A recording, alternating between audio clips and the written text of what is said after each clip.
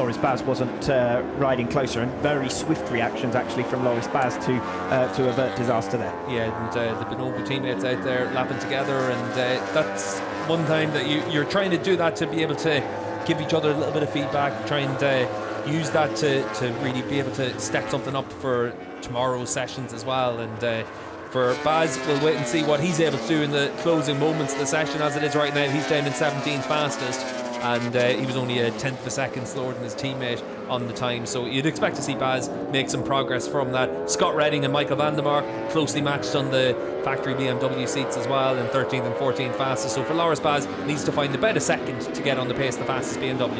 Yes, Redding just making his way to start his final flying laps, his final stint of free practice 2, as we see Michael Ruben Rinaldi cross the line. New personal best from him, 1 minute 34.590. That's half a second down on Toprak Razgatlioglu, who we pick up here in the wake of Garrett Gerloff, heading down towards turn number 1. And we'll see, didn't look like Toprak could quite get alongside Gerloff in the braking zone. Yeah, and I think that's a good indication of just how tricky it is when you're that little bit offline. Toprak not even trying to get alongside Garrett Gerloff despite having to run down the start-finish straight. Yes, we'll see if that continues to be a factor over the course of this weekend. Track position could be all important here in Mandalika. Final 4 minutes of free practice 2 then. Toprak Razgatlioglu, the man to beat, the fastest time of the day for P1, 1 minute 34.088. Alvaro Bautista over 0.3 of a second slower than that. And their championship rival Jonathan Rea currently down in 9th position, but set to make a major improvement here. Yeah, and for Bautista, he's given up pretty much all that lap time in Sector 1 as well, on a pretty consistent basis. Toprak's had a few tenths of a second on him. Jonathan Rea, meanwhile, making his way through the final sector.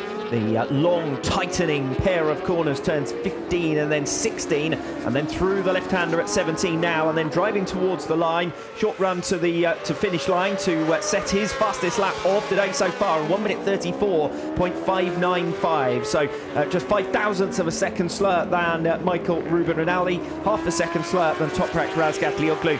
Your top 3 in the championship are now in the top 4 positions this afternoon in FP2. Xavi Forés set to make an improvement. He goes up to 6th fastest, sub 1 minute 35 for the first time this afternoon for the number 12 Barney Ducati. 134.871 for Xavi Forés. That puts him up ahead of Axel Bassani once again. Forés is going to have plenty of cause for optimism ahead of competitive action tomorrow here in Indonesia. Scott Redding crossing line, first flying lap of his final stint, 135.6, so he's still 1.5 seconds slower than Razgatlioglu and still outside of those top 10 positions as well. Yeah, and just looking at the timesheets as well, Toprak's been able to complete 25 laps in this session as well, so good information being gathered there by the Yamaha rider. Most riders in and around 19-20 laps for their mileage in this session.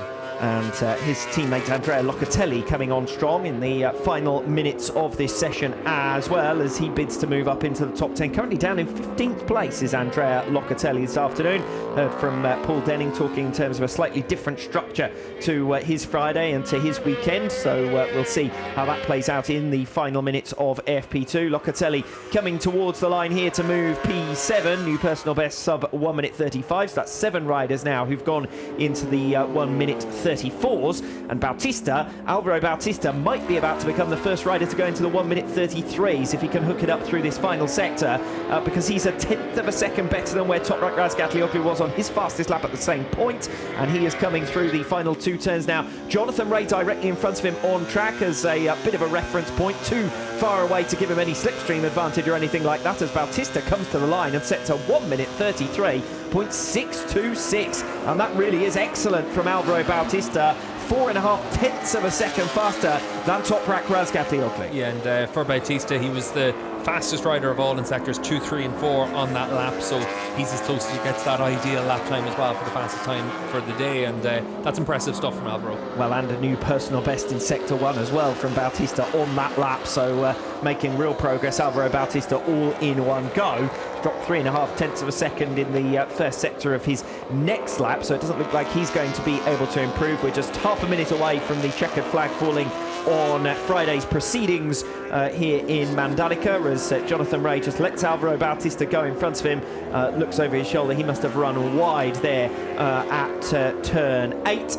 Jonathan Ray then leaving Bautista to continue on, but it does look as though Alvaro Bautista is going to be your fastest man in free practice 2 this afternoon, and that rather comes as a surprise because Toprak has been the man to beat for much of today. Yeah, and for Bautista, really good lap ride at the end of the session to be able to do that. We saw his times as well on his second stint, very consistent. So Alvaro and Ducati doing a really good job here on the opening sessions of the weekend.